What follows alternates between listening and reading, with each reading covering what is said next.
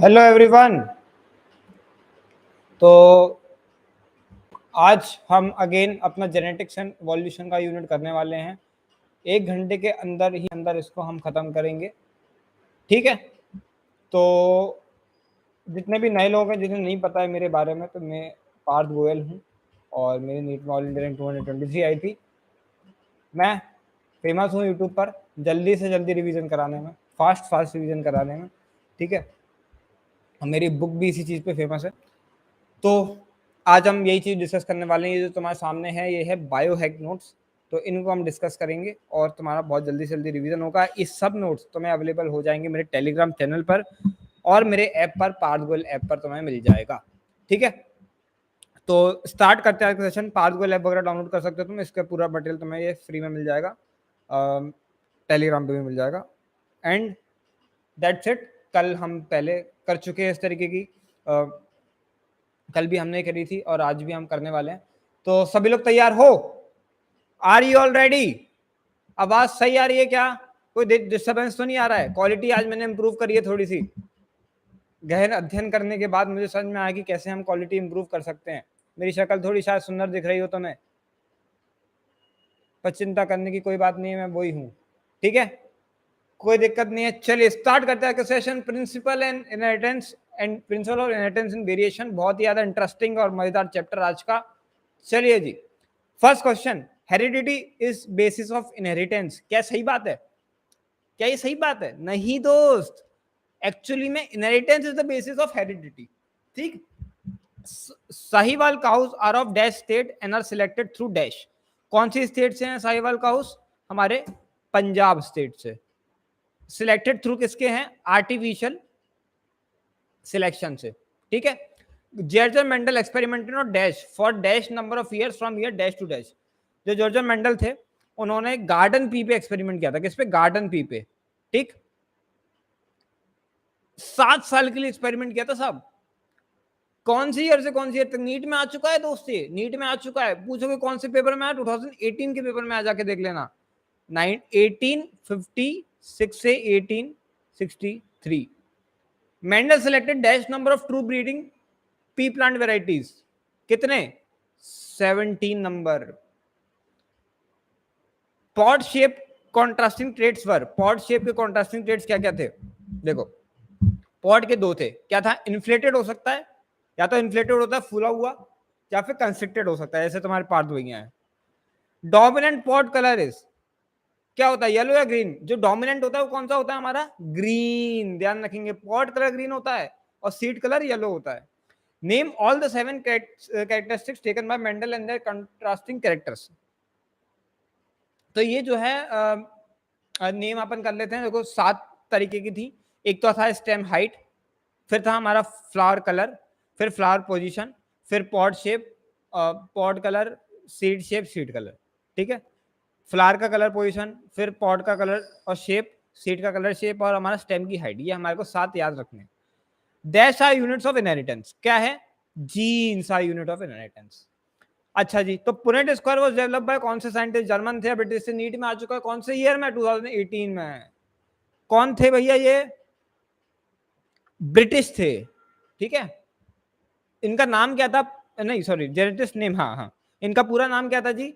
इनका पूरा नाम था, अगर हम ध्यान से देखें तो, Reginald C Punnett. What is test cross? Test cross क्यों होता है? क्या होता है? टेस्ट क्रॉस होता है डिटरमाइन द जीनोटाइप। हम फिनोटाइप तो सामने से देख लेते हैं, लेकिन जीनोटाइप कैसे देखेंगे? तो उससे हम टेस्ट क्रॉस से देखते हैं। Mendel called genes as, Mendel की भाषा में जीन्स को वो फैक्टर बोलता था, factors. Phenotypic ratio of dihybrid cross क्या होता है? Phenotypic ratio of dihybrid cross क्या होता है? बहुत ही basic, 9:3:6:1। Number of genotype produce in dihybrid cross 9। चलो अब थोड़ा फास्ट करूंगा मैं, क्योंकि मैंने तुमसे वादा किया है कि 15 मिनट में एक चैप्टर कराऊंगा, तो सबसे फास्ट करना है। How many types of genotypes,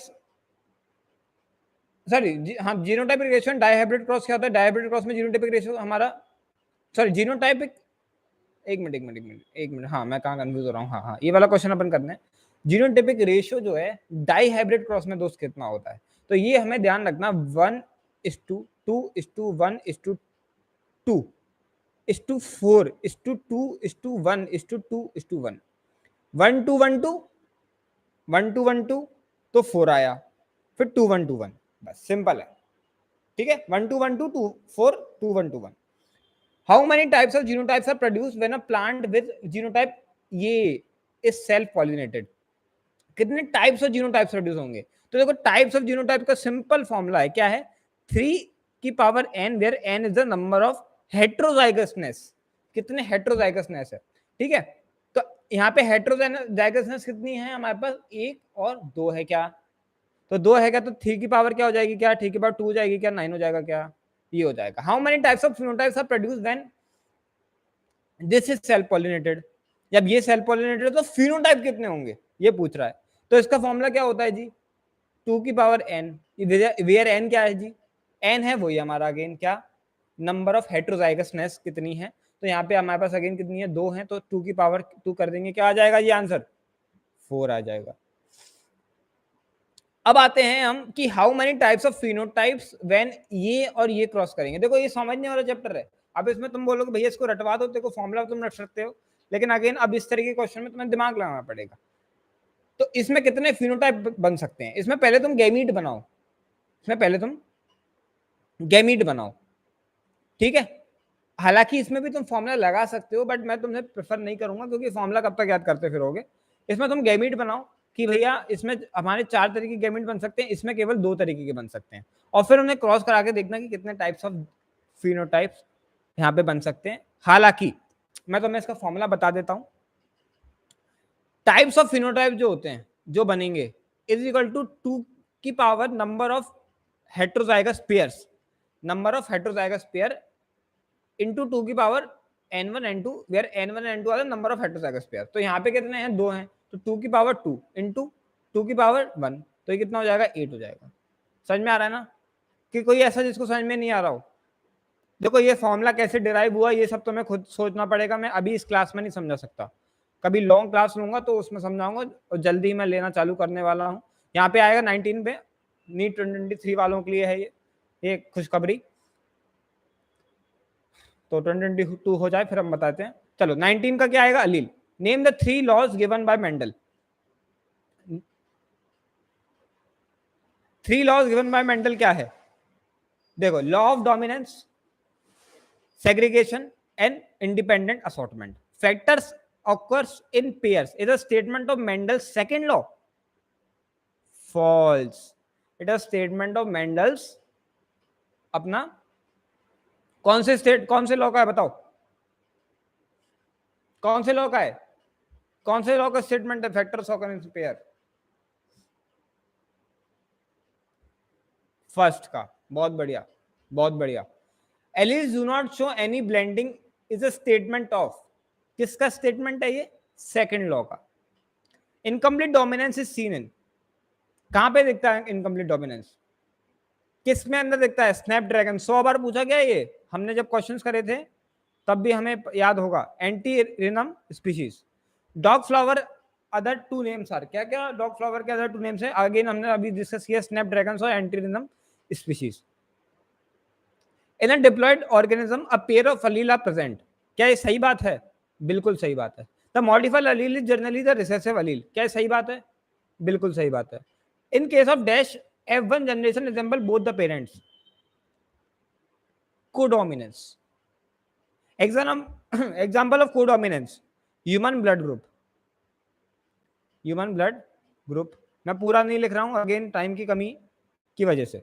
29. Dominance is the autonomous feature of a gene. False. Starch grain when compared with respect to shape show complete या incomplete dominance. बताइए, कंप्लीट देता है या इनकम्प्लीट देता है? कंप्लीट देता है दोस्त। But when compared with respect to size, size से अगर हम कंपेयर करें तो क्या क्या देगा? इनकम्प्लीट देता है। ये बहुत ही बढ़िया चीज है, ठीक है? तो अलग अलग जो अपन कुछ देखते हैं किसी के अंदर, तो उस पर भी डिपेंड कर जाता है। Define law of independent assortment. देखो लॉ ऑफ इंडिपेंडेंट असॉर्टमेंट क्या है, इसकी डेफिनेशन थोड़ी सी टिपिकल सी है, समझने की कोशिश करते हैं। ये नहीं समझे तुम लोग? देखो ये क्या होता है, जैसे स्टार्च गेन है, जब हम शेप के बारे में बात करते हैं तो वो हमें कंप्लीट डोमिनेंस दिखता है, और जब हम साइज के बारे में देखते हैं तो इनकम्प्लीट डोमिनेंस दिखता है, क्योंकि जीन का जो डोमिनेंस है, मतलब जीन जिस तरीके से इनहेरिट हो रहे हैं तो वो अलग अलग तरीके से हो पा रहा है। ठीक है, चलिए define law of independent assortment क्या है? when two pairs of trait are combined in a hybrid, segregation of one pair of characteristics independent of the other pair of characteristics। मतलब कि सेग्रीगेशन में बोलूं कि भैया कोई आदमी या कोई प्लांट टॉल है, तो उसका जो कैरेक्टर है और कोई उसका सीड अगर येलो है, तो इन दोनों में कोई रिलेशन नहीं होता है, इनमें कोई कोरिलेशन नहीं होता है। वो टॉल है या इसका सीड, तो ऐसा नहीं है कि जो ज्यादा टॉल है उसका सीड भी ज्यादा येलो होंगे, ऐसा कुछ भी नहीं होता है। ये है इसका मतलब, simple. Mendel publish his work on inheritance in which year? कौन से ईयर में? 1685। इन dash year name the three scientist who discovered.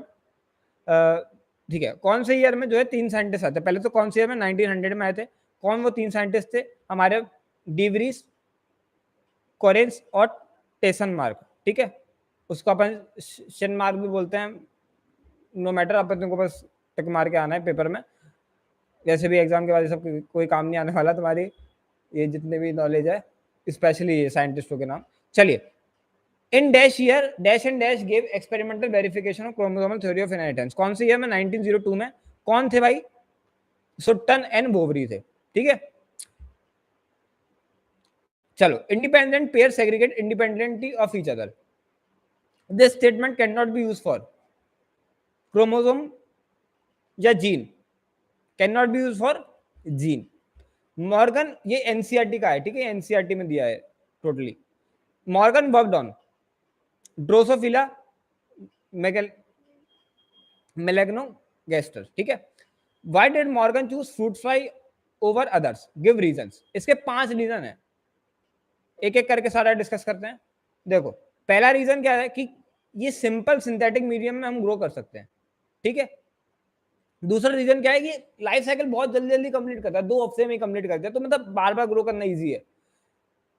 तीसरा रीजन क्या है कि सिंगल मेटिंग से लार्ज नंबर ऑफ हमारे बन जाते हैं, क्या जो बच्चे, क्या बोलेंगे, प्रोजेनी। हाँ, तो ये चीज है कि हम आपको जो चाहिए वो हम लार्ज नंबर में दिखता है तो इजी रहता है।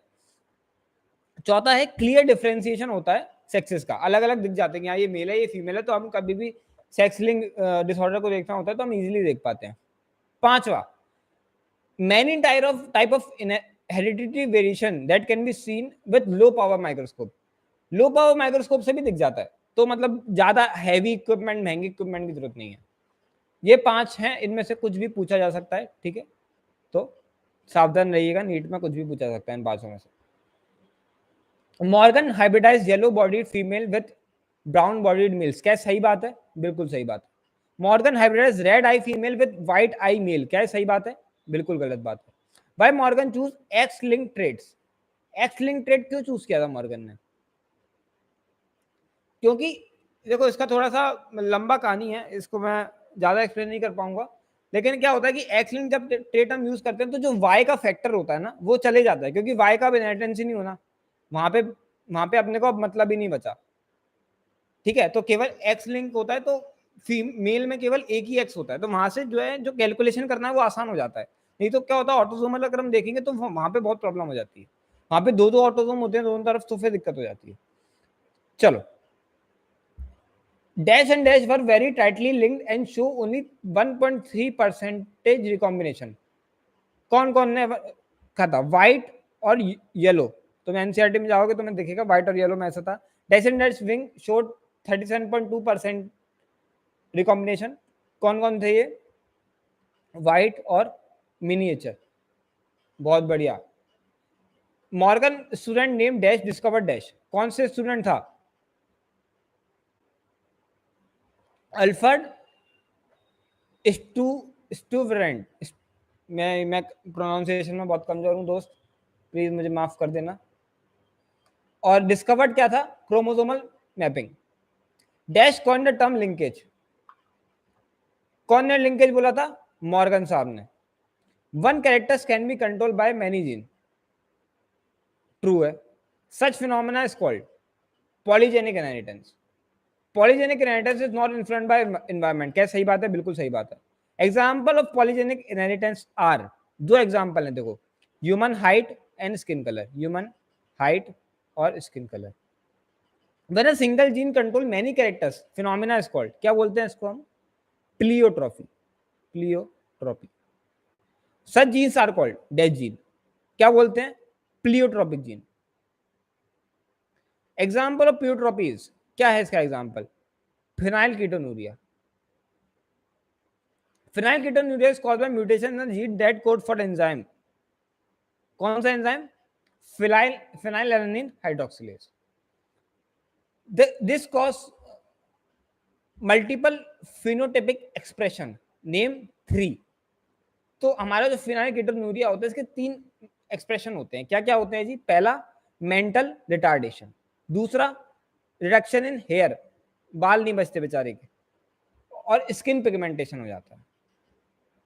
ठीक है, चलो आगे बढ़ते।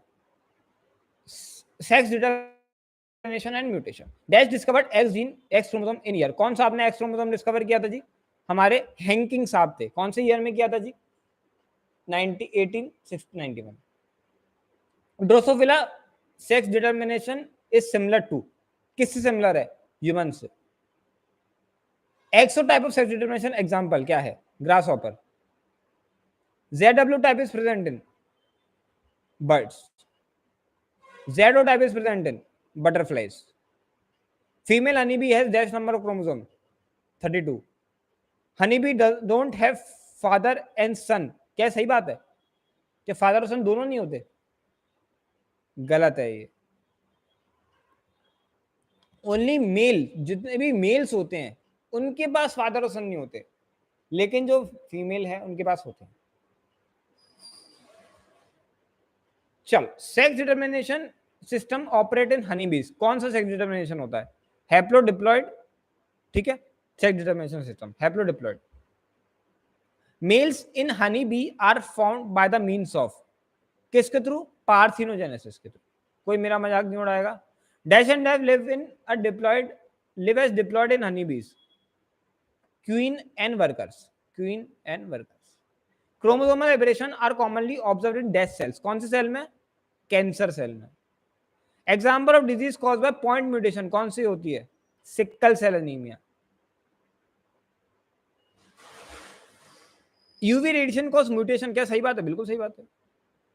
Name the 2 categories of genetic disorders, बताइए कौन कौन से 2 कैटेगरीज होता है? 2 होते हैं, मेंडेलियन और chromosomal. Name the Mendelian disorder given in NCERT, 6 होती हैं दोस्त, चलो बता दो फटाफट से। पहला तो हीमोफीलिया, क्वीन विक्टोरिया याद आना चाहिए इससे। फिर सिस्टिक फाइब्रोसिस, ठीक है। फिर सिक्कल सेल एनीमिया होता है जी, सबको पता है ना। इसके बाद क्या होता है? कलर ब्लाइंडनेस हो जाता है, हमारे डाल्टनिज्म बोलते हैं। हमारे जो डाल्टन थे, जॉन डाल्टन, याद होगा तुम्हारे को, जब 9वीं कक्षा में थे हम तब पढ़ा करते थे उनके बारे में। उन्होंने क्या दिया था? एटॉमिक थ्योरी दी थी, तो उनको भी था बेचारे को कलर ब्लाइंडनेस। और फिनाइल कीटोन्यूरिया, ठीक है। Example of 2 sex link recessive disorder, sex link कौन कौन से? इसमें से हीमोफीलिया और दूसरा कौन सा है? Colour blindness. ये हमारे सेक्स लिंक होते हैं। एग्जाम्पल 3 ऑटोसोमल लिंक डिसऑर्डर्स, तो ये अगेन हमने जो अभी डिस्कस किया, और इसमें एक और ऐड हो जाता है, देखो सिक्कल सेल एनीमिया है, फिनाइल कीटोन्यूरिया, साथ साथ में थैलेसीमिया भी आ जाता है। What is affected in haemophilia, क्या अफेक्टेड होता है जी? हीमोफीलिया में क्या दिक्कत आती है इंसान को? देखो देखो देखो, क्या होता है? एक प्रोटीन होता है जो कि जो हमारा जो कैस्केड होती है ना, जो हमारा प्लेटलेट जब जो एक्ट करता है, तो उसके लिए खूब सारे प्रोटीन इन्वॉल्व होते हैं। उसमें से एक प्रोटीन का दिक्कत हो जाती है, जिस वजह से ब्लड क्लॉटिंग नहीं हो पाती और ब्लड फ्रीली फ्लो करता है, कभी भी बाउंड होता है। तो बिल्कुल सही बात है। The family pedigree of dash show number of haemophilic descendant, अभी बताया मैंने। कौन मैडम थी? Queen Victoria. Queen Victoria was not carrier of haemophilus, क्या सही बात है? फॉल्स है। Sickle cell trait has persisted in Africa because of giving survival advantage against the disease malaria. Substitution of dash by dash at dash position of alpha या beta, तो substitution of क्या होता है? Glutamate by valine. कौन सी position में साहब? तो 6th पोजीशन में। कौन सा चेन होती है? बीटा चेन में। The 6th codon is that is GAG is converted to GUG, ठीक है। अंडर हाई या low oxygen tension mutated haemoglobin molecule polymerise, high में या लो में, under low oxygen tension, low oxygen tension में dash is not converted to dash in phenylketonuria, phenylalanine जो होता है वो टायरोसिन में कन्वर्ट नहीं हो पाता है, ठीक है।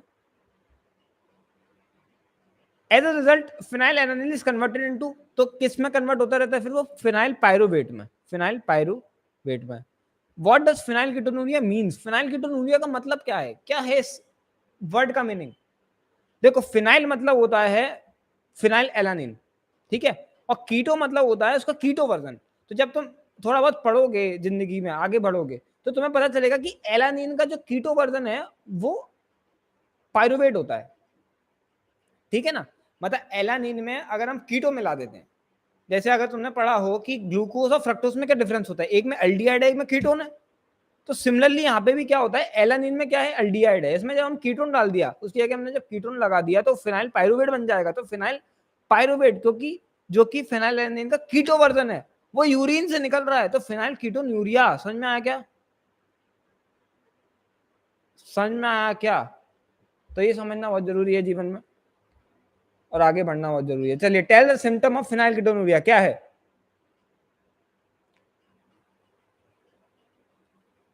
सिम्टम क्या है जी? मेंटल रिटार्डेशन, आदमी दिमाग से पैदल हो जाता है। People suffering from colour blindness are not able to differentiate between dash and dash colour, किस किस कलर में डिफरेंशिएट नहीं, green and red colour. Colour blindness occur in dash percent male and dash percent female, कितने percent male जी?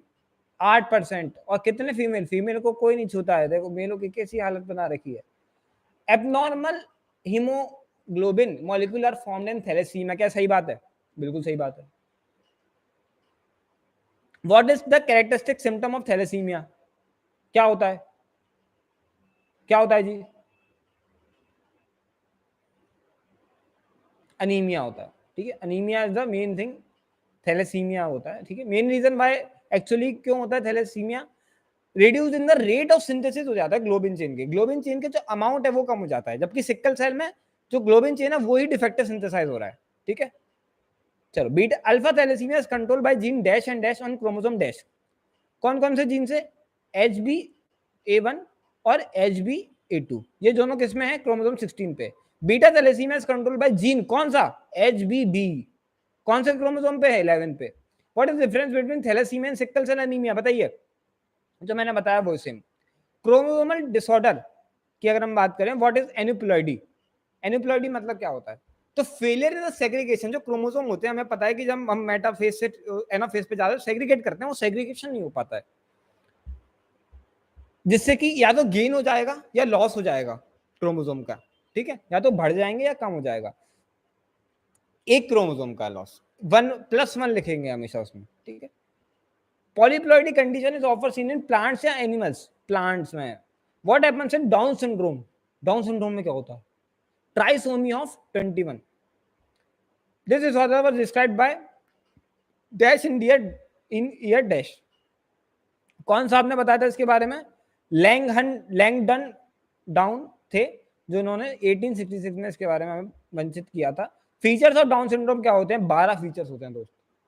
अब मैं पूरे तो शायद नहीं लिख पाऊं, फिर भी मैं कोशिश करता हूं। चलो 3 4 5 लिखते जाते हैं एक बार। देखो सबसे पहले क्या है? शॉर्ट स्टैचर, छोटी हाइट वाला होगा। फिर क्या होगा? राउंड हेड होगा, गोल गोल हेड होगा उसका, ठीक है। फिर क्या होगा? फरोड टंग होगी, टंग होगी उसमें से फरो निकल रहा होगा। फिर क्या होगा? पार्शली ओपन माउथ, मुंह आधा खुला रहता है उसका। पाम इज ब्रॉड, हाथ चौड़ा होता है। फिजिकल और साइकोमोटर जो उसके जो फंक्शन एबिलिटी होती है वो रिटार्डेड होती है। ब्रॉड एंड फ्लैट फेस होता है, ठीक है। जैसा मेरा तो नहीं लग रहा है कहीं तुम बोलो भैया आप डाउन सिंड्रोम वाले लग रहे हो। बिग एंड व्रिंकल्ड टंग, टंग जो है वो बड़ी बड़ी और व्रिंकल्ड भी है, मतलब फरोड भी है, बिग है, व्रिंकल्ड भी है। कंजेनाइटल हार्ट डिजीज होती है उसको, दिल में वैसी परेशानी रहता है, बेचैन रहता है। Flat back is flat, sorry, head जो है वो उसका फ्लैट होता है। और फिंगर में लूप्स होती हैं, फिंगर जो होती है उनमें मैनी मैनी लूप्स होती हैं, ठीक है। तो ये सारा है। क्लाइनफिल्टर सिंड्रोम जो है अगर हम देखें तो इसके तीन, इसमें क्या क्या होता है जी? इसके तीन फीचर बताओ। तो इनके तीन फीचर हैं, क्या है? ओवरऑल मस्कुलाइन डेवलपमेंट बढ़िया है इसका, दूसरा इसमें मस्कुलिन डेवलपमेंट होता है इसमें, लेकिन गायनेकोमैस्टिस साथ में होता है, समझ रहे हो बात को। और तीसरा ये स्टेराइल होता है, और चौथा ये टॉल लंबा होता है, बढ़िया रहता है ये। इसके बाद टर्नर सिंड्रोम। टर्नर सिंड्रोम में 5 चीजें होती हैं। टर्नर सिंड्रोम देख लेते हैं जी, 1 2 3 4 5। अब मजा आ रहा होगा थोड़ा सभी लोगों को। रूडिमेंट्री ओवरीज होती हैं। सेकंड इसमें क्या है, lack secondary sexual characters. Third हमारा स्टेराइल होती है ये भी, और शॉर्ट स्ट्रक्चर, शॉर्ट स्ट्रेचर, ठीक है। चलो, तो ये हमारा आज ये वाला खत्म हुआ। अभी 2 चैप्टर और हैं, और जितने भी लोग हैं, एक मिनट मेरा टेलीग्राम खोलूँ अपना, तो अपना नेक्स्ट चैप्टर खोलते हैं फटाफट से बिना टाइम वेस्ट करे। चलिए जी, पीडीएफ कहाँ मिलेगी? मेरे टेलीग्राम चैनल पे मिलेगी। देखो मेरा टेलीग्राम चैनल तो मैं दिखा देता हूँ मैं, तुम खुशी खुशी देखो। ये देखो टेलीग्राम चैनल है, देखो 30 हजार बच्चे कितने खुशी खुशी रह रहे हैं यहाँ पे। तुम भी आ जाओ ना, बढ़िया जगह है, अच्छे से पढ़ाई करेंगे। चलो अब आखिरी टाइम है, देखो अब बिल्कुल टाइम वेस्ट नहीं करना अपने। चलिए जी, स्टार्ट करते हैं। Molecular basis of inheritance. पहला क्वेश्चन, नंबर ऑफ न्यूक्लियोटाइड इन 5174 क्या होता है? कितने होते हैं जी? ये बैक्टीरियोफेज में कितना होता है जी? 5386 होता है। 5174 is a dash type of virus. कौन सा होता है? बैक्टीरियोफेज होता है। Total basis in bacteriophage lambda is कितना होता है जी? 97004 pp। डैश एस 4.6 × 10⁻6 किस में होता है ये? किसमें इतने बेस पेयर होते हैं? ई कोलाई में। Diploid content of human DNA is dash number of base pair 13.2 × 10⁹। Nitrogenous base is link to OH of कौन से कार्बन? और पेंटोज शुगर। कौन से कार्बन? 1C से, ठीक है। थ्रू कौन सा लिंकेज? N glycosidic linkage. मैं बहुत फास्ट कराऊंगा दोस्त, अभी तुमने जानते नहीं हो मैं कितने फास्ट करा सकता हूं। डीऑक्सी थाइमिडीन, देखो deoxy form of uridine is deoxy thymidine. Thymine and uracil are difference in a dash group. कौन से ग्रुप में? मिथाइल ग्रुप में। DNA was first identified by dash in year dash. कौन से ईयर में? Fred, किसने identify किया था पहले? तो फ्रेडरिक मिक्सचर। कौन से ईयर में? 1869। ही नेम डीएनए से क्या नाम दिया था? Nucleon. X ray differentiation data of DNA was produced by the scientist. 2 थे, कौन थे? मॉरिस विल्किन, और दूसरा कौन था जी? कौन बताएगा मुझे? फ्रैंकलिन, ठीक है, फ्रैंकलिन बोलते हैं, Rosalind Franklin. Double helix model of DNA was proposed in year 1953। Generally DNA helix is called in right hand fashion. क्या राइट हैंड में होता है जी? बिल्कुल सही होता है। The pitch is dash nanometer 3.4 and dash number of base pair are present in each. कितने होते हैं? 10 होते हैं एक पिच के अंदर, मतलब 1 टन के अंदर 10 होते हैं। Dash propose the central dogma of molecular biology. कौन सा आप थे? Francis Crick. Distance between first and 15 base pair of a DNA helix कितना होता है? तो देखो ये क्वेश्चन थोड़ा सा बच्चों को लगा था कि भैया इसमें आंसर जो है 14 × 0.34 आना चाहिए, है ना। देखो इसमें मैंने थोड़ा ज्यादा दिमाग लगा लिया था, और मैंने क्या सोचा था कि फर्स्ट, और एक बात बता, फर्स्ट बेस पेयर और सेकंड ईयर थर्ड ईयर, इन दोनों के बीच में डिस्टेंस तो ये हुआ ना, कितना डिस्टेंस हुआ? 1 बेस पेयर का। मतलब कि समझ रहे हो बात को? अगर मैं देखूं इस तरीके से, मैं देखूं फर्स्ट और फिफ्थ में कितना बेस पेयर का डिफरेंस हुआ? 2 3 4, मतलब कि 3 बेस पेयर का डिफरेंस हुआ। तो मतलब 5 गिनती में 3 बेस पेयर का डिफरेंस है, इसलिए 13 गिनती में कितना है लिखा है मैंने? 15 गिनती में कितने का होगा? 13 का डिफरेंस होगा। तो 13 इंटू आएगा, ठीक है भैया। मैं आ गया टैली पे, बट आप सभी बायो फिर से डाल दो प्लीज, आई एम न्यू। सूरज देखो मेरे ऐप पर तुम्हें मिल जाएगा सारे, बिल्कुल अरेंज फॉर्मेट में है। तुम देखो टेलीग्राम पे तुम्हें 2 बार डाल चुका हूँ यही चीज, तब भी नहीं मिलता बच्चों को, इसलिए मैंने ऐप बनवाया था। ऐप में तुम्हारे को सब मिल जाएगा, थोड़ा पैसे लगे थे तो उसका यूज करो यार। टेलीग्राम चैनल तो फ्री में खुल जाता है। ऐप में पैसे लगते हैं थोड़े, तो इसलिए यूज करो उसको जाकर के। पार्थ गोयल ऐप तुम्हें मिलेगा, वहां पर तुम्हें बस ऊपर जाना, सबसे टॉप लेफ्ट कॉर्नर में, वहां पे क्लिक करना, स्टडी मटेरियल पे जाना, और वहां पे तुम्हें पूरा मटेरियल फ्री में मिलने वाला है, तो एंजॉय करो। 18 लेंथ ऑफ डीएनए, ठीक है, 2.2 है। स्टोन आर रिच इन कौन कौन से अमाइनो एसिड? आर्जिनिन और lysine. Stone octamer contains protein, देखो कौन कौन से होते हैं, टू कॉपीज ऑफ हमारा H2A, H2B, H3 और H4। What is nucleosome? Nucleosome होता है जो जिसके अराउंड नेगेटिवली चार्ज जो डीएनए पार्टिकल है वो रेप्लिकेट करता है, ये तो हमें दिख रहा है, न्यूक्लियोसोम ही होता है, ठीक है। अ टिपिकल न्यूक्लियोसोम कंटेन्स कितने base pair DNA? 200। Function of non stone chromosomal protein is packaging of chromatin. Chromatin that is more densely packed and stains dark are called heterochromatin. Lightly packed and stained light are euchromatin. Heterochromatin is transcriptionally active. क्या सही बात है? नहीं दोस्त, euchromatin is transcriptionally active. In transforming principle, Dash did a series of experiment on Dash. कौन सा आपने किया था? ग्रिफिथ हमारे थे, किसके ऊपर किया था? Salmonella type, sorry Streptococcus pneumonia पे किया था। ध्यान रखेंगे यहाँ पे कंफ्यूज नहीं होना बिल्कुल भी, स्ट्रेप्टोकोकस निमोनिया पे किया था। S strain bacteria have dash coat, कौन सा कोड होता है? Mucus coat. Living S bacteria can be recovered from a solution where S bacteria may not be present. क्या सही बात है? बिल्कुल। कैसे? जो हमने किया था पूरा, जो आर स्ट्रेन वाले को हम ऐसे किल्ड एस डाल देते हैं और उसमें से लिविंग एस निकलने लगते हैं। Dash dash dash concluded that DNA is hereditary material.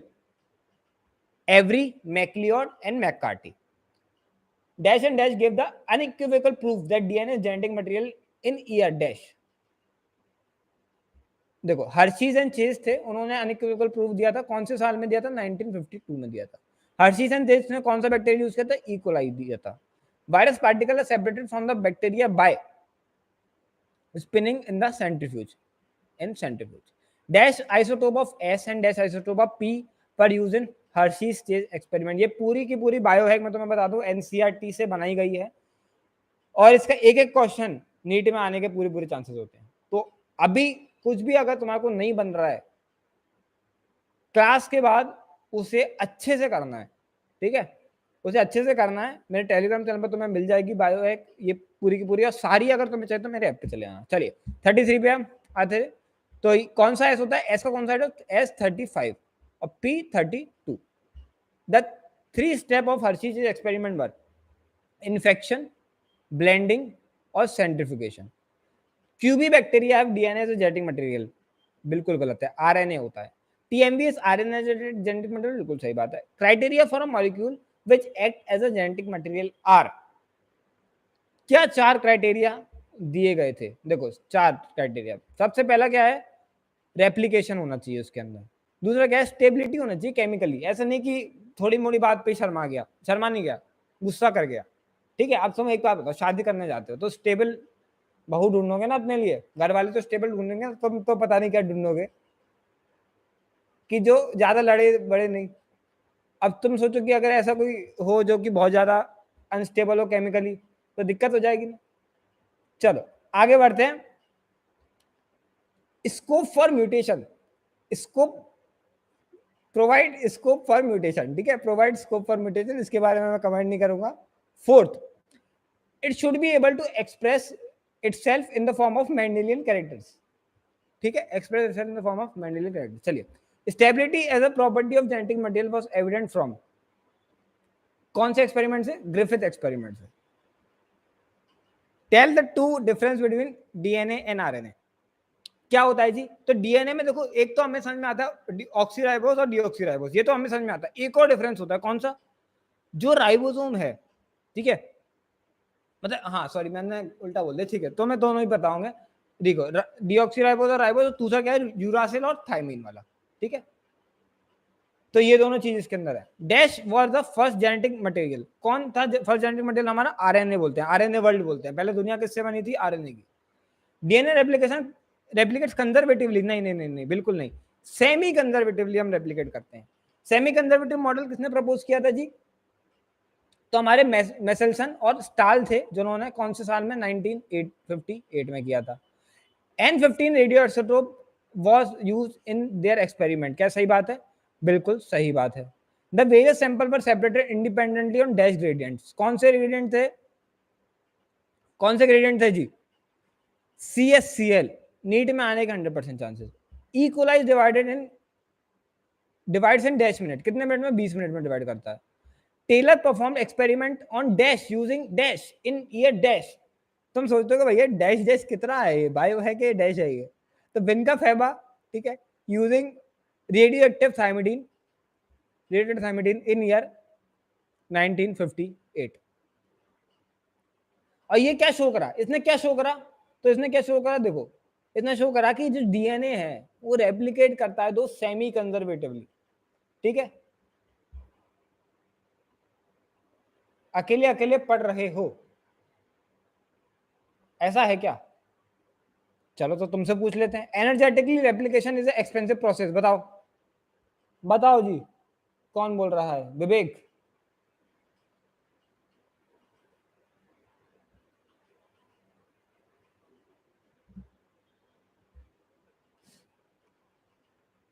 तो ट्रू है। अब इसमें अकेले अकेले क्या ही पढ़ूंगा, बताओ। मैं फास्ट करा रहा हूं इसलिए मैं फास्ट कराना चाहता हूं, क्योंकि जब ये बच्चे वीडियो हो जाएगी उसके बाद भी तुम देखोगे ना इस चीज को। नीट के एक दिन पहले देख लेना, ठीक है? मैं बोल रहा हूँ इसको देख लेना 2x पे, तो तुम्हारा काम हो जाएगा, मजा आ जाएगा तुम्हारे को। There is a definitive region of E coli DNA where the replication originate, such region are called. ये वीडियो केवल तुम्हारे लिए नहीं है, इसके बाद जो देखेंगे उन्हें असली मजा आएगा जब वो 2x पे देखेंगे और उनका रिवीजन इतना फास्ट होगा कि वो कहेंगे भैया मजा दिला दिया। चलो, तो 48 का क्या आ जाएगा? ORI आ जाएगा। Discontinuous synthesis occur in template strand with polarity. कौन सी पोलैरिटी थी? 5:3। Enzymes used in DNA replication are क्या होते हैं?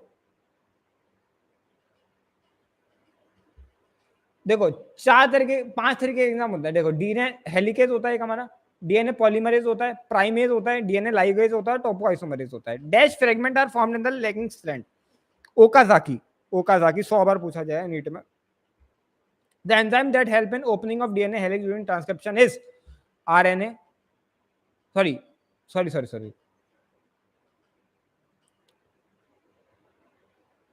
नहीं नहीं, ये तो गड़बड़ है। अरे ये हमारा वो होता है ना, हेलिकेज। हेलिकेज, बिल्कुल हेलिकेज यहाँ पे आएगा। The transcription unit consist of regions. बिल्कुल। कौन से 3 रीजन्स होते हैं इसके अंदर? प्रमोटर होता है, एक स्ट्रक्चरल जीन होता है और टर्मिनेटर होता है। टेम्पलेट स्ट्रैंड पोलैरिटी इज, क्या होती है टेम्पलेट स्ट्रैंड की पोलैरिटी? 3:5। ध्यान रखेंगे, हमेशा ध्यान रखेंगे, इसमें कंफ्यूज नहीं होता, बच्चे कंफ्यूज होते हैं इसमें। All the reference point when while defining a transcription unit is made with template strand. सही बात है, गलत बात है? गलत बात है। Coding strand polarity is, coding strand की पोलैरिटी क्या होती है? 5:3। 5 end of template strand means upstream. 5 end मतलब अपस्ट्रीम। टेम्पलेट स्ट्रैंड का 5 एंड की बात हो रही है, false. 3 end of floating strand means downstream, बिल्कुल सही बात है। Dash is the functional unit of inheritance gene. What is cistron?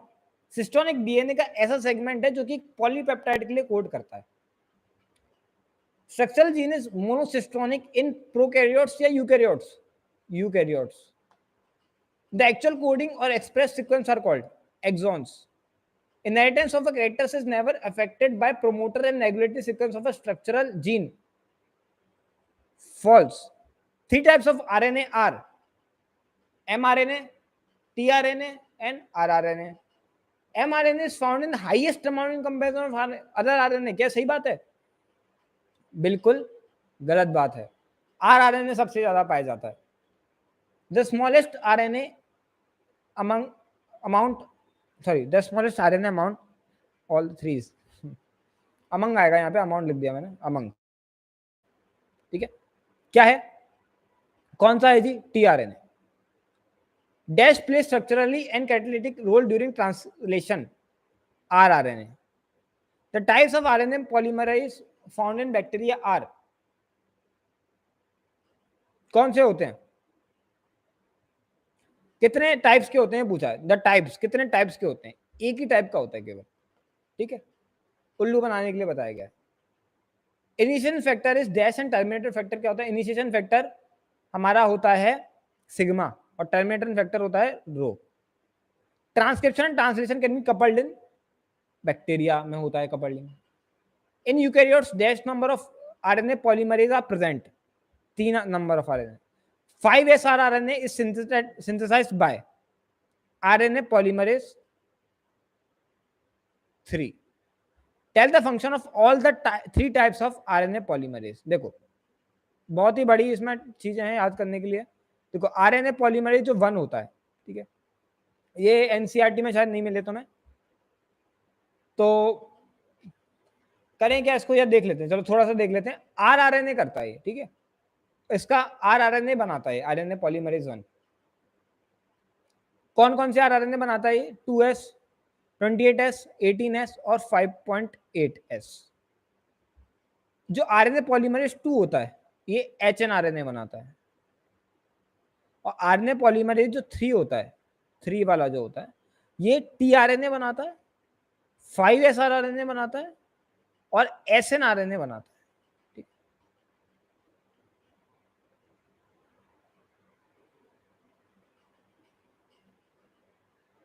चलिए आगे बढ़ते हैं। In capping dash is added at 3 dash end, क्या चीज ऐड करते हैं कैपिंग में हम, मिथाइल गानोसिन की कैपिंग होती है। टेलिंग में क्या क्या चीज ऐड होती है, टेलिंग में हम 200 से 300 एडिनाइलेट रेसिड्यू ऐड करते हैं। The process splicing represent the dominance of कौन सा, आरएनए वर्ल्ड।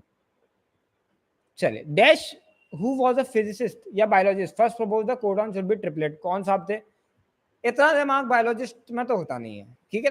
तो सबसे पहले जो जिन्होंने जेनेटिक कोड के बारे में बताया था वो थे एक फिजिसिस्ट, ध्यान रखना, और जिनका नाम था हमारा जॉर्ज गेमो। The chemical method developed by dash was instrumental in synthesising RNA molecule. तो कौन कौन ने ऐसा केमिकल मेथड दिया था, जो हमारे इंडियन थे ये, Hargobind Khorana, Hargobind Khorana. Dash cell free system for protein synthesis finally help the code to be deciphered, कौन के cell free system were use, तो ये हमारे हैं Marshall Nirenberg. Dash enzyme was helpful in polymerizing RNA in a template independent manner, कौन सा था, सीवेरो ओको, sorry ओकिया enzyme, ठीक है, बिल्कुल। सीरीन एंड प्रोलीन कोडॉन सार, कौन कौन से होते हैं सीरीन और प्रोलीन के, देखो सीरीन ये अगेन मैं तुम्हें वीडियो में बोला है, जेनेटिक कोड पढ़ के जाना नीट के आखिरी दिन पे 16 तारीख को, 17 को भी पढ़ लेना थोड़ा, 16 को भी थोड़ा थोड़ा पढ़ लेना। सीरीन में क्या क्या है हमारे पास, देखो ये वैसे नहीं मतलब है, अभी तुम्हें याद भी नहीं रहेगा, इसको लास्ट में पढ़ के जाना, अभी नहीं बता रहा मैं। स्टॉप कोडॉन सार, यस, उ देखो स्टॉप कोडॉन उआ उगा उअग उअग, ठीक है, ऐसे मैंने याद किया, बाकी तुम्हारी जो भी मर्जी है। GAG and GUG are codon for किसके लिए, ग्लूटामिन और वेलिन के लिए। Dash act as initiator codon and codes for the amino acid, कौन एक्ट करता है एज इनिशिएटर कोडॉन, AUG, कौन सी अमीनो एसिड, मिथियोनिन को कोड करता है। What does degeneracy of codon means, degeneracy का मतलब क्या है कि बहुत सारे कोडॉन एक अमीनो एसिड के लिए कोड करते हैं, इसे डिजेनरेसी बोला जाता है। Genetic code is completely universal, सही बात है, बिल्कुल सही बात है, नहीं सॉरी बिल्कुल गलत बात है, बिल्कुल गलत बात है, क्योंकि जेनेटिक कोड कई बार गलत सिद्ध हो जाता है, बिल्कुल गलत बात है, कई बार जेनेटिक कोड को फॉलो नहीं किया जाता है कुछ कुछ ऑर्गेनिज्म में। Exceptions of universality of genetic code is found in, किसमें मिलता है, तो ये जो एक्सेप्शंस हमें मिलते हैं माइटोकॉन्ड्रिया में हमें मिल जाते हैं, माइटोकॉन्ड्रिया कोडॉन जो वो अलग होते हैं, और कुछ प्रोटोजोन्स में हमें मिल जाते हैं।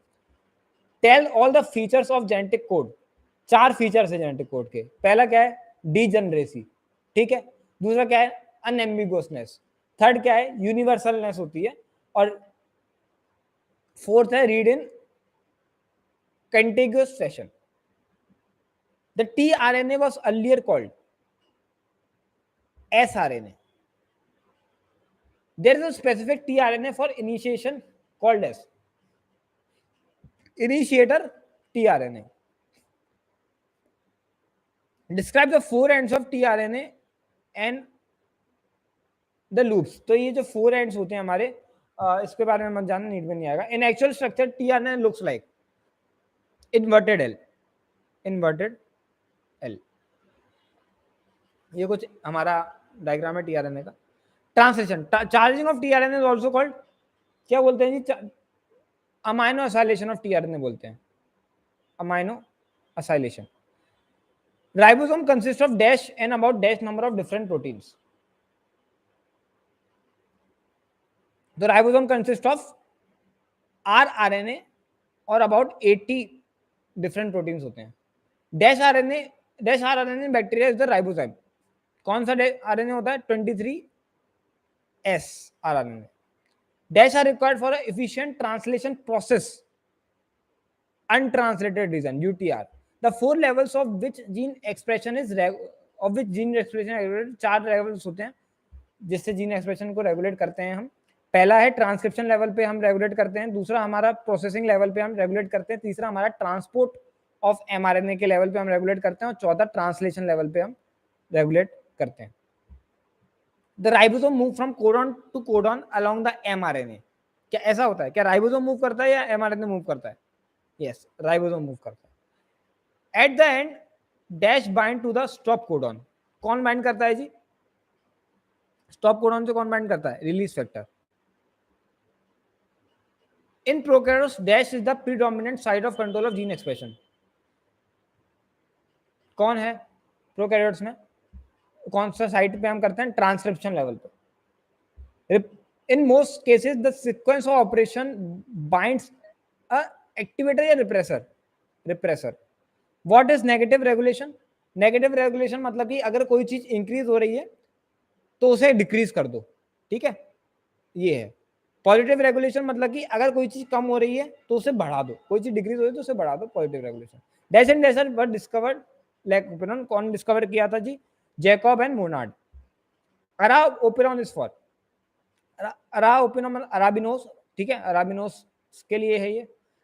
Regulatory gene is called I gene, where I means inducer. क्या आई का मतलब इंड्यूसर है? नहीं, it is inhibitor. I gene code for किसके लिए? रिप्रेसर के लिए. Z Y gene code for किसके लिए? जेड मतलब हमारा क्या है? Beta galactosidase. वाई मतलब हमारा क्या है? परमिएज.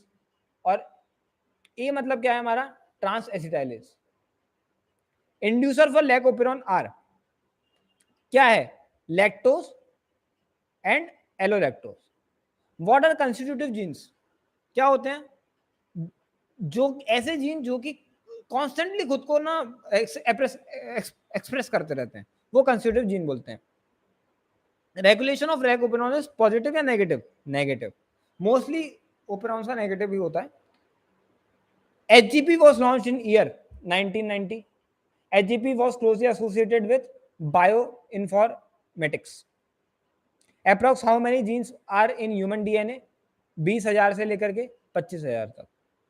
ELISA full form, sorry ELISA नहीं है ये, LELSI है ये. ठीक है, ethical, legal and social issues.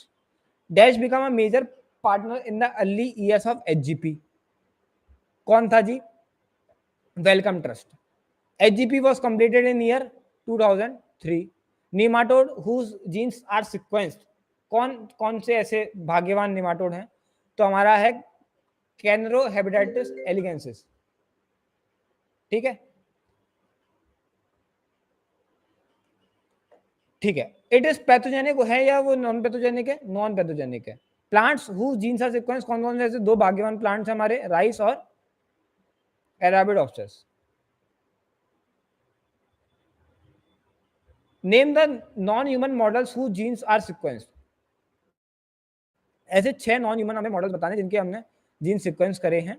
देखो, सबसे पहले हमने किसका सीक्वेंस किया? बैक्टीरिया का कुछ किया, यीस्ट का कुछ का किया है, जो मैंने एलिगेंसिस बताया तुम्हारे को, कैनरोहेबिडिटिस एलिगेंसिस. उसके बाद हमारा है ड्रोसोफिला, राइस और अरेबिडोप्सिस, ये 6 लोग हैं। EST का फुल फॉर्म क्या है? Express sequence text. Two methodologies for HGPR।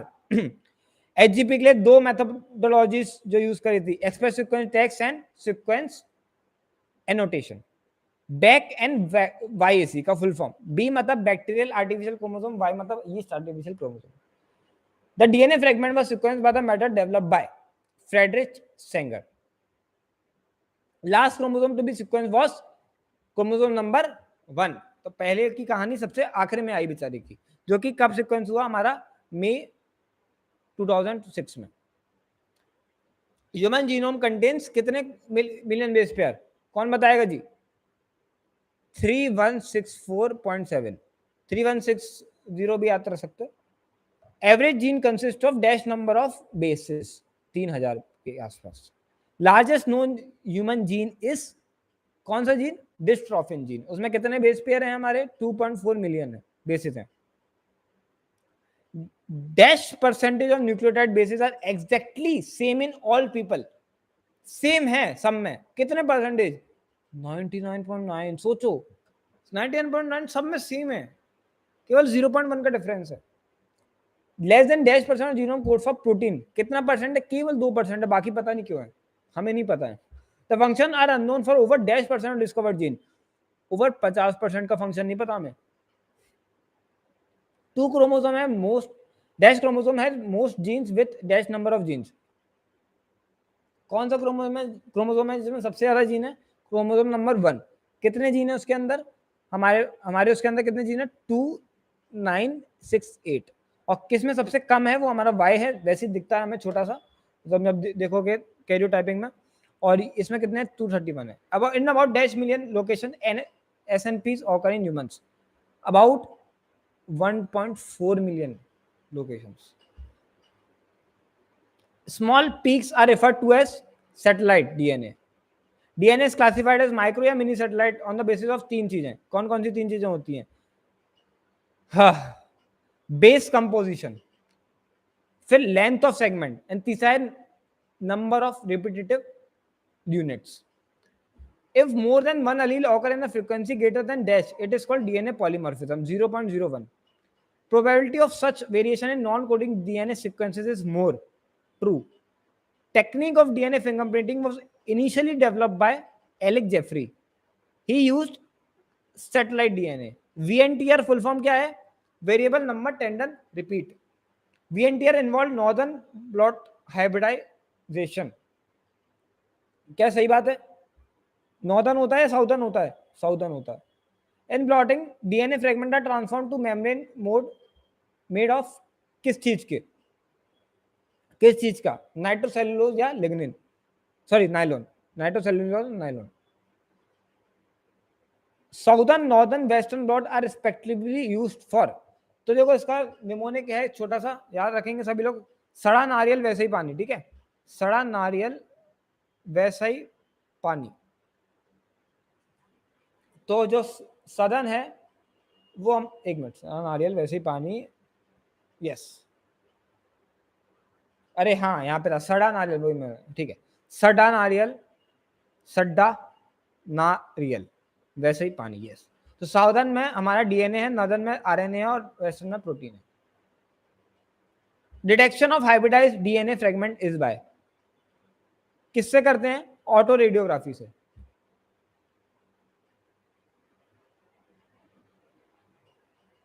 इसके बाद क्या आता है हमारा? Describe the 6 steps of DNA fingerprinting. 6 steps बताने हैं, देखो बहुत लंबा है, मैं अभी नहीं जाना चाह रहा इसमें। VNTR is a micro satellite, mini satellite. VNTR क्या है? माइक्रो सैटेलाइट है कि मिनी सैटेलाइट है? मिनी सैटेलाइट है। द साइज ऑफ VNTR क्या है? 100 से हमारा 20,000 तक हो सकता है। The auto radiogram is bend same size in monozygotic, same किसमें देखा वो ऑटो रेडियोग्राम? मोनोजाइगोटिक ट्विंस में। जो 6 स्टेप्स हैं वो मैं आपको गिना देता हूं। देखो सबसे पहले आइसोलेशन ऑफ DNA हम करेंगे, DNA का आइसोलेशन करेंगे, DNA फिंगरप्रिंटिंग बता रहा हूं, सुन लो ध्यान से। डाइजेशन ऑफ DNA करेंगे बाय रिस्ट्रिक्शन एंडोन्यूक्लियस, फिर सेपरेशन ऑफ DNA फ्रेगमेंट करेंगे, ठीक है, बाय इलेक्ट्रोफोरोसिस। उसके बाद हम क्या करेंगे? ब्लॉटिंग करते हैं। ब्लॉटिंग करते हैं और उसके बाद हाइब्रिडाइजेशन करके हम अपना ऑटो रेडियोग्राफी से डिटेक्ट कर लेते हैं, सिंपल। तो हमारा सेकंड चैप्टर कंप्लीट होता है, कांग्रेचुलेशन सभी लोगों को। और हम आते हैं थर्ड चैप्टर पे फटाफट से, बिना टाइम वेस्ट करे, इवोल्यूशन। कुछ लोगों का फेवरेट होता है। देखो बायोहैक तुम अगर परचेज करना चाहते हो बुक, तो तुम मेरी वेबसाइट से कर सकते हो, powerthegirl.in से, और अमेजोन फ्लिपकार्ट से भी तुम कर सकते हो, ठीक है। तो वो वहां पे सेकंड एडिशन है, थोड़ा चीजें अलग रहती हैं। चलो ओरिजिन ऑफ लाइफ पे आते हैं अपन, ओरिजिन ऑफ लाइफ पे आते हैं। इवोल्यूशन के बारे में बात करेंगे, थोड़ा सा समझेंगे इवोल्यूशन क्या होता है जी। अराउंड कितने क्वेश्चन है हमारे पास इसमें? अराउंड हमारे पास इसमें 100 के आसपास क्वेश्चन है, तो ठीक है, कोई दिक्कत नहीं। चलो, the universe is almost dash billion year old. कितना ओल्ड है भैया? 20 billion. Dash story attempt to explain the origin of universe, big bang. Earth was dash billion year old, 4.5। Life appear dash billion year, 4 billion year, sorry. थोड़ा fast कराऊंगा अब मैं, ये सब बहुत ज्यादा बेसिक है। चलो, अर्ली कौन से थिंकर थे जो उन्होंने थॉट था कि लाइफ वॉज डैश? तो पहली बात तो सोचते कौन लोग थे?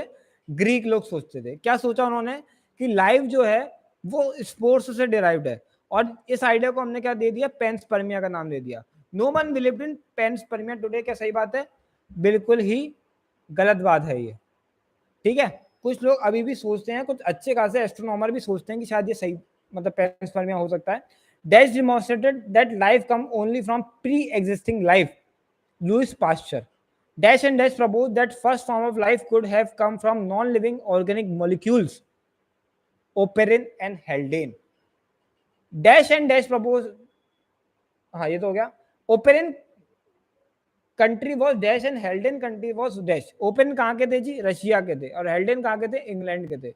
इनके साथ एक कहानी भी है कि हेल्डेन जी हमारे, वो इंडिया में जब आए थे तब उन्हें बहुत ज्यादा उन्होंने घोर तपस्या करी, तपस्या तो नहीं कहूंगा मैं, बट उन्होंने काफी कुछ ऐसे किया, तब फिर उनको मतलब ये रियलाइजेशन हुआ कि शायद लाइफ जो है वो नॉन लिविंग मटेरियल से बन के आई है। ये उन्होंने इंडिया में आकर के बोला था। The 4 gases Miller used in experiment were, ये नीट में बहुत बार आता है, बहुत इंपॉर्टेंट है ये। CH4, H2, NH3 और H2O। इन year dash Miller created electric discharge eight कौन से टेम्परेचर? 1953 में उसने कितना टेम्परेचर पे? 800 पे। ये नीट 2018 का सवाल है। Earlier condition on earth were reducing या ऑक्सीडाइजिंग? तो साहब उस टाइम पे ऑक्सीजन नहीं होती थी, तो क्या था? रिड्यूसिंग था। एंड हाई टेम्परेचर था या लो टेम्परेचर था जी? तो उस टाइम पे टेम्परेचर बहुत हाई था, क्योंकि अर्थ बन रही थी, अर्थ जो है फॉर्म हो रही थी। Miller was a American, English या रशियन? कौन था जी? The Miller was American. Analysis of meteorite revealed similar compound indicating that similar processes are occurring elsewhere in earth।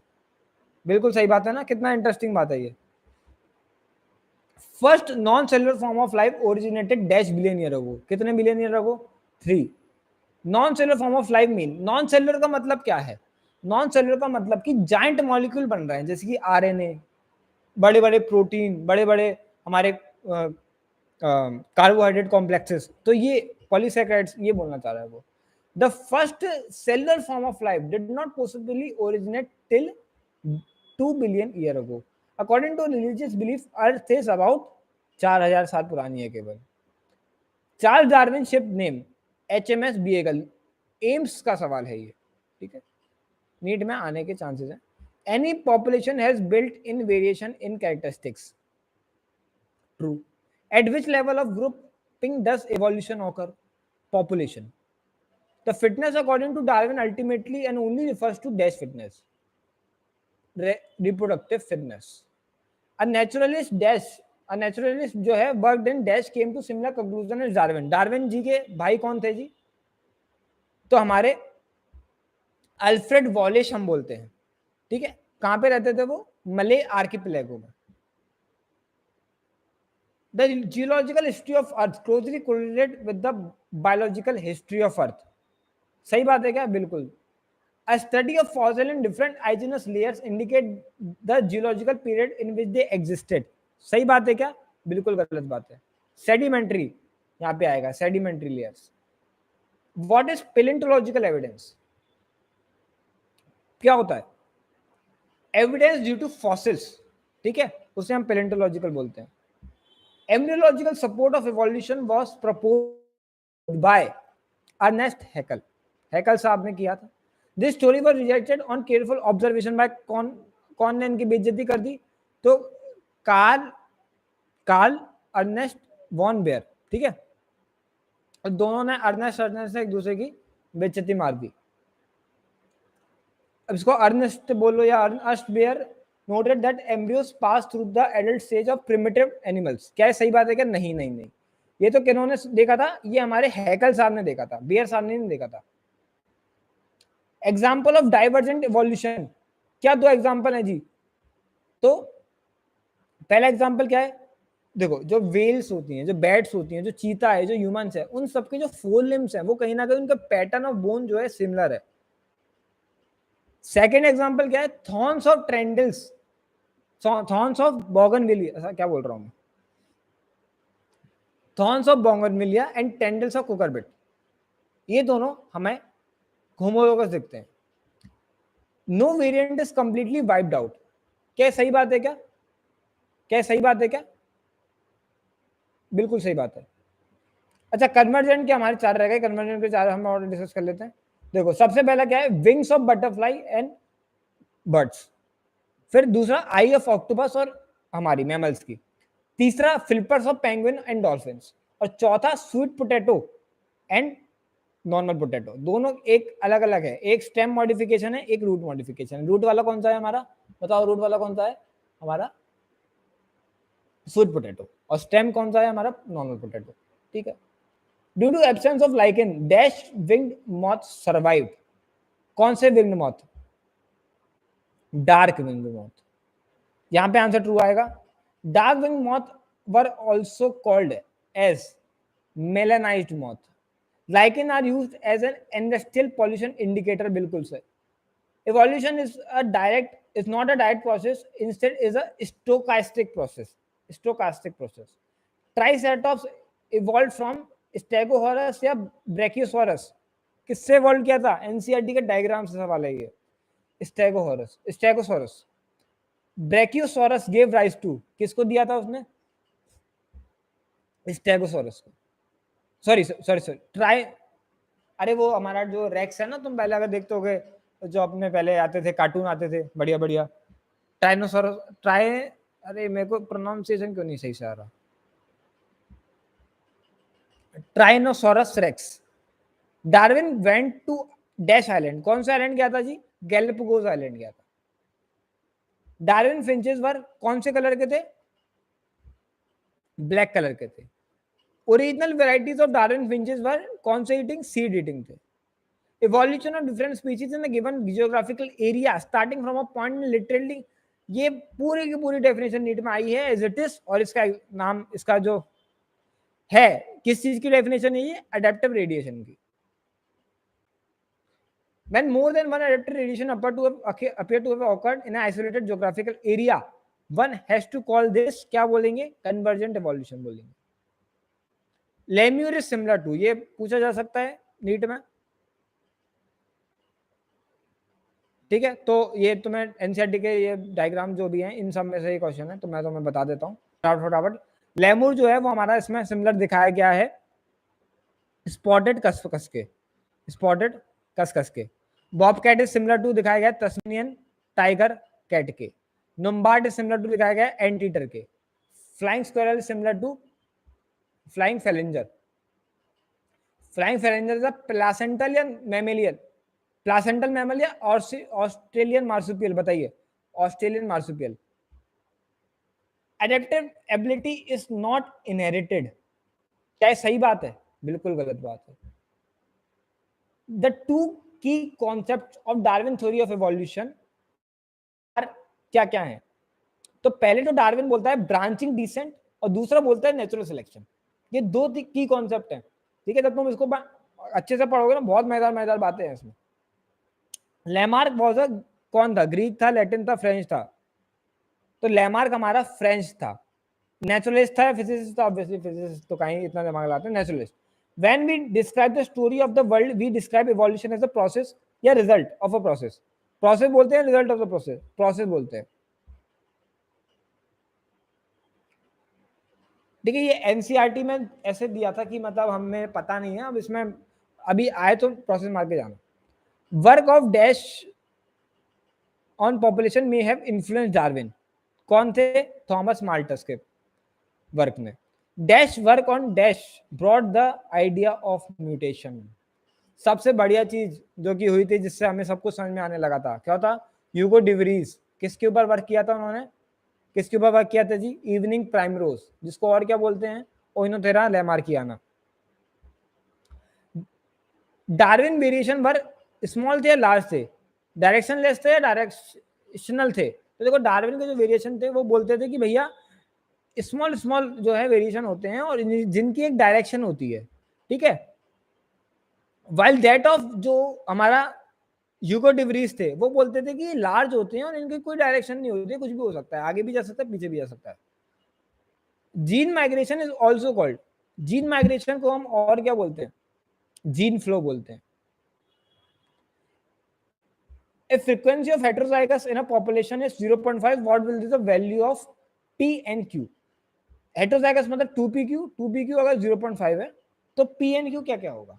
तो अगर 2pq 0.5 है तो p स्क्वायर कितना हो जाएगा? 0.25, ठीक है। तो ये हो जाएगा p हमारा कितना हो जाएगा? 0.5 हो जाएगा, है ना। तो आधा आधा हो जाएगा, 1/2 1/2 हो जाएगा। चलिए, 5 factor that affect Hardy Weinberg equilibrium are. 5 कौन कौन से फैक्टर हैं? देखो लिख देते हैं अपन यहां से। पहला, जीन माइग्रेशन या जीन फ्लो। दूसरा, जेनेटिक ड्रिफ्ट। तीसरा, म्यूटेशन। चौथा, जेनेटिक रिकॉम्बिनेशन। पांचवा, नेचुरल सिलेक्शन। चलिए, what is genetic drift? Genetic drift क्या होता है?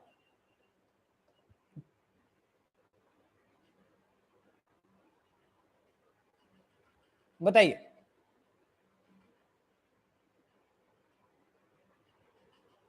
क्या हुआ भैया? क्या लड़ाई चल रही है ये कमेंट सेक्शन में? इतना क्या है तुम लोगों को यार? लड़ाई करवा लो बस, पढ़ाई वढ़ाई नहीं करनी है। मैं यहाँ से भगा दूंगा सब लोगों जो भी लड़ाई करेंगे।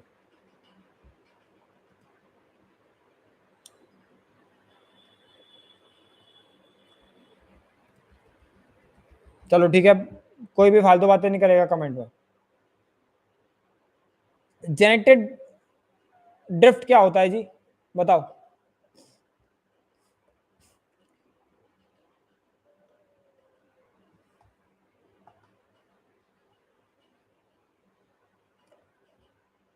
Variation in the relative frequency of different genotypes in a small population owing to the chance disappearance of particular genes are as individual die or do not reproduce। थोड़ी सी इसकी लंबी डेफिनेशन है, इसको समझने के लिए अपन थोड़ा अलग से समझेंगे, ठीक है। अभी रुक जाओ, इसको मैं अलग से अच्छे समझाऊंगा। Genetic drift operate in small या लार्ज, स्मॉल में या लार्ज में? स्मॉल में ऑपरेट करता है। Which two effects are seen through genetic drift? कौन से दो इफेक्ट होते हैं? बॉटल नेक इफेक्ट होता है और फाउंडर इफेक्ट होता है। फाउंडर इफेक्ट क्या है कि ये भी अलग से मैं समझाऊंगा, ये क्या है ना, लंबे कॉन्सेप्चुअल चीजें हैं, इनको मैं अभी रिवीजन नहीं करा सकता इनका ऐसा fast fast. Tell the graphs of stabilization directional and disruptive changes. तो एक ग्राफ होते हैं, ठीक है, देख लो फटाफट से। देखो ऐसा एक अगर तुम्हारे को ग्राफ मिल रहा है जो कि इस तरीके से इस डायरेक्शन में जा रहा है तो डायरेक्शनल हो गया, ठीक है। एक ग्राफ हो गया जो कि एक पर्टिकुलर फ्रीक्वेंसी पे फिक्स हो रहा है, वो वहीं पे वो बढ़ता जा रहा है, वहीं पे और बढ़ता जा रहा है, तो स्टेबलाइजेशन हो गया। और एक ग्राफ हो गया जो कि टूट रहा है, जो कि अलग अलग पिक्स बना रहा है, तो डायरेक्शनल वो हो गया हमारा, डिस्ट्रप्टिव हो गया। चलिए आखिरी टॉपिक जो कि बहुत इंपॉर्टेंट टॉपिक है, brief history of evolution. First cellular form of life कब अरोज किया था जी? 2000 साल पहले, 2000 million years ago, around dash million years ago invertebrate were found and active, 500 million year ago. Name the 3 categories in which the geological time is divided. Arrange them rank wise from highest to lowest. देखो सबसे पहला क्या है, हमारा era होता है, फिर हमारा कौन सी कैटेगरी आती है, पीरियड आता है, और फिर हमारा कौन सी कैटेगरी, इपोक आता है। Jawless fishes evolve around 350 million year ago. Seaweeds and few plants existed probably dash million year ago. 320 fishes and stout fishes were stout and dash could move on land and go back to water। कौन sea fishes थी और किसके साथ, strong fins. Fins जो होते हैं, stout और fin जब होता था तो वो वापस से मतलब लैंड और वाटर दोनों में जा सकते थे। फिशेस इन्वेटेड लैंड, कब कब इन्वेट किया था लैंड को उन्होंने, 350 million year ago. In dash year dash fish caught in country dash was thought to be extinct. कौन से साल में, इन 1958 सीलाकैंथ, जो कि तुम पढ़ोगे अगर तो बहुत बढ़िया चीज है, ये साउथ अफ्रीका में हमें मिला था, ठीक है, जो कि हम सोचते थे कि एक्सटेंट हो गया, इसे हम लिविंग फॉसिल के नाम से बोलते थे। Dash evolve into first amphibian lobe fins. Lobe fin were ancestor of modern day dash and dash frog and salamanders। Giant ferns fell to form coal deposits। One important evolutionary advantage of reptiles over amphibians क्या था, reptiles का जो egg था ना वो thick था, तो क्या होता था कि वो डेसिकेशन में भी खुद को, मतलब वो जैसे मान लो कि बहुत ज्यादा ड्राइनेस है, बहुत ज्यादा ऐसा कंडीशन है कि भाई वहां पे वाटर अवेलेबिलिटी नहीं है, तो भी वो वहां पर वो एग रह पाता था और अपना हैच हो पाता था, ठीक है। तो सन में ड्राई नहीं होता था, बिल्कुल सन में ड्राई नहीं होता था, जो कि एम्फीबियन का हो जाता था कि भैया एम्फीबियन को बिल्कुल अच्छे से पानी चाहिए, अगर जरा भी पानी की कमी हो गई तो एम्फीबियन तो निपट गया। Reptile which went back to fish become fish like reptiles was, कौन से थे, इक्थियोसॉरस।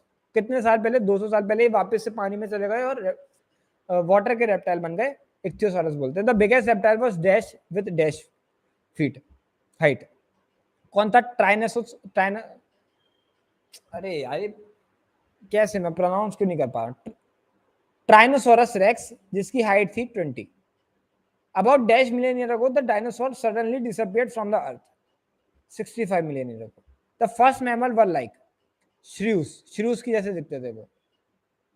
Due to continental drift North America fauna was overridden by South America fauna. बिल्कुल गलत बात है, उल्टा लिखा है ये, ठीक है। साउथ अमेरिका ने मतलब साउथ अमेरिका की ओवर रिटर्न हो गई थी भाई नॉर्थ अमेरिका वाले जो ऊपर बैठे हैं उन्होंने साउथ अमेरिका वालों को निपटा दिया था। Example of mammals who live in water are, चार ऐसे कौन कौन से मैमल हैं, वेल्स हैं, डॉल्फिन हैं, सील्स हैं और सी काउज हैं।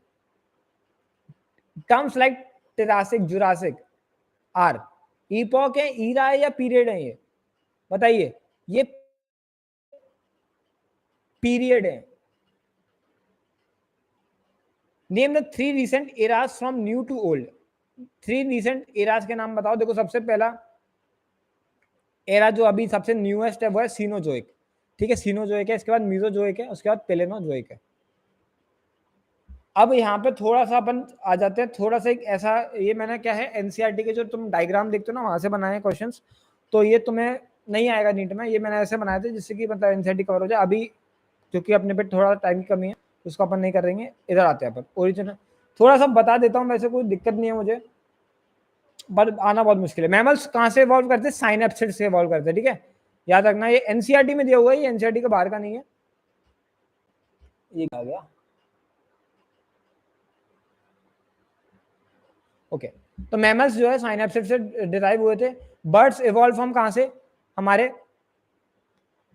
कहाँ से डिराइव करते बर्ड्स, डायग्राम वाले ये मुश्किल है, आज तक नहीं आए नीट में, मैंने इसलिए डाल दिया था क्योंकि आने के चांसेस हैं फिर भी थोड़े बहुत, इसलिए तो फिर भी इसलिए मैं करा देता हूं तुम्हें। चलो सौरॉप्सिड से ब्लड डिराइव हुए थे। The ancestor of mammals in Permian and Jurassic periods are, कौन से थे, देखो पर्मियन में हमारे थे पेलाइकोसोरस और जुरासिक में थेरेप्सिड्स।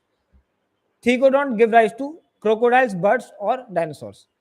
सौरॉप्सिड्स give rise to modern day क्या क्या, रेप्टाइल्स और बर्ड्स। थीकोडोंट वाज ऑफ कौन से पीरियड का था, पर्मियन का था। इसके बाद ये हमारा प्लांट का है, देख लेते हैं। Chlorophyte ancestor give rise to दो चीजें, ट्रैक्योफाइट एंसेस्टर और ब्रायोफाइट्स।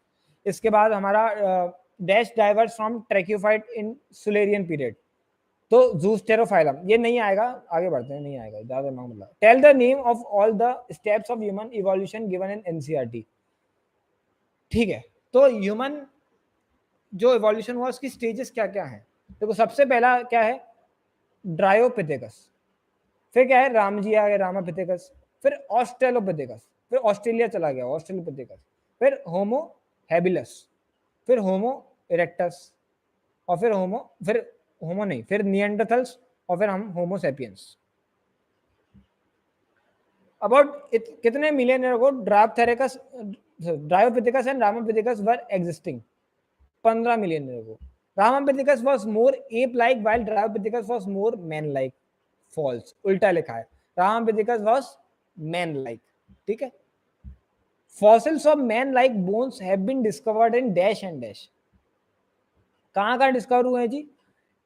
यूथोपिया में और तंजानिया में।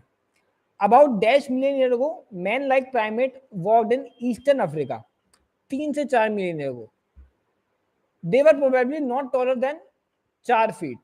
Dash million year ago australopithecus probably lived in, ध्यान रख, 2 million year ago australopithecus Australia में नहीं रहता था, अफ्रीका में रहता था, तो ईस्ट अफ्रीकन ग्रासलैंड्स में, ईस्ट अफ्रीकन ग्रासलैंड में। Australopithecines hunted with stone weapons as essentially ate meat। सही बात है क्या? क्या ये मीट खाते थे? बिल्कुल गलत बात है, ये फ्रूट खाते थे, खुशी खुशी फ्रूट खाते थे। Human like beings are called, क्या बोलते हैं? Hominoids. First hominoid was Homo habilis. Fossil discovered in dash in year dash. ठीक है, तो fossil reveal the next stage, that is क्या? तो जावा में फॉसिल डिस्कवर्ड हुए थे इन 1891, जिन्होंने डैश अगली स्टेज बताई थी जो कि थी होमो इरेक्टस की। इरेक्टस के बारे में इन्होंने हमें जानकारी दी थी। होमो इरेक्टस कब एग्जिस्ट करता था? 1.5 मिलियन ईयर अगो। याद रखना, डायोपिथेकस और रामापिथेकस 15 मिलियन ईयर अगो है और होमो इरेक्टस 1.5 है। Dash and dash were hairy and walked like gorilla and chimpanzees. कौन थे जी? ड्रायोपिथेकस एंड रामापिथेकस, डी और R. Dash probably ate meat. कौन? इरेक्टस को बोलते हैं, मीट खाता था। ऐसे क्या करता था उसने, क्या बनाए, जो स्टोन होता है ना, उससे उसने खंजर टाइप बनाने चालू करे थे और उससे वो ऐसे मारता था जानवरों को और खाता था। Neanderthal man lived near dash and dash between dash and dash years back. तो जो निएंडरथल मैन थे वो ईस्ट और सेंट्रल एशिया में रहते थे। कब से कब तक? लगभग 1 लाख से लेके 40,000 साल पहले तक। 1 लाख से लेके 40,000 साल पहले तक। Dash first time use hides to protect their body and buried dead. Neanderthal man. ठीक है, Neanderthal man. Cranial capacity of Homo habilis, Homo erectus, Neanderthal man are. क्या क्या क्रेनियल कैपेसिटी होती है? नीट में 100 बार पूछा गया है, इस साल भी आने के बिल्कुल चांसेस हैं, याद रख लो अच्छे से। सबसे पहले तो होमो हैबिलस 650 सीसी, इरेक्टस की हुई 900 और निएंडरथल की हो गई 1400 cc. Homo sapiens arose in Africa, Africa में हम पैदा हुए। Ice age occurred between dash to dash years, 75,000 से लेके 10,000 तक के बीच में। Prehistoric cave are developed about dash year ago, about 18,000 year ago. और एग्रीकल्चर जो आया है वो अभी अभी आया है, केवल 10,000 साल हुए हैं। तो इसी के साथ आज हमने 3 चैप्टर कंप्लीट करे बैक टू बैक, 1 घंटा 20 मिनट के में। बड़ा ही मजा आया और यस दिस इज इट। तो मैं काफी बड़े दिनों बाद मैंने एक लंबी क्लास ली है जिसमें कि मैं कंटिन्यूअस पिछले 1 घंटा 20 मिनट से बोले ही जा रहा हूँ। तो काफी मजा आया मुझे भी। चलिए जी,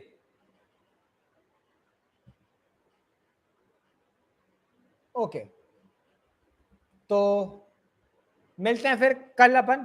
ठीक है, कल मैं ऐसी क्लास लूंगा 6 बजे के आसपास में, और बढ़िया से करना है अपने को, इस बार अच्छे से नीट निकालना है। लग जाओ, ठीक है, जिंगल आला हुर। यस, चलो ठीक है जी। किसी को कोई चिंता, डाउट, दुख परेशानी? ये द थिंकर करके कोई लड़का है, कुछ पता नहीं क्या बोल रहा है। तुम्हें क्या लगता है, तुम कुछ भी लिखते जाओगे यहाँ पे और मैं पढ़ नहीं पाऊंगा? हाँ चलिए, तो मिलते हैं फिर कल अपन एक और यूनिट के साथ। जो हमारी यूनिट है इसके बाद वाली जो यूनिट है जिसमें कि ह्यूमन हेल्थ वगैरह आता है, वो अपन करेंगे अच्छे से। 12th जरा अच्छे से करी नहीं थी, तो वो अच्छे से करना है। और मिलते हैं फिर कल, लगे रहो, बढ़िया, बाय।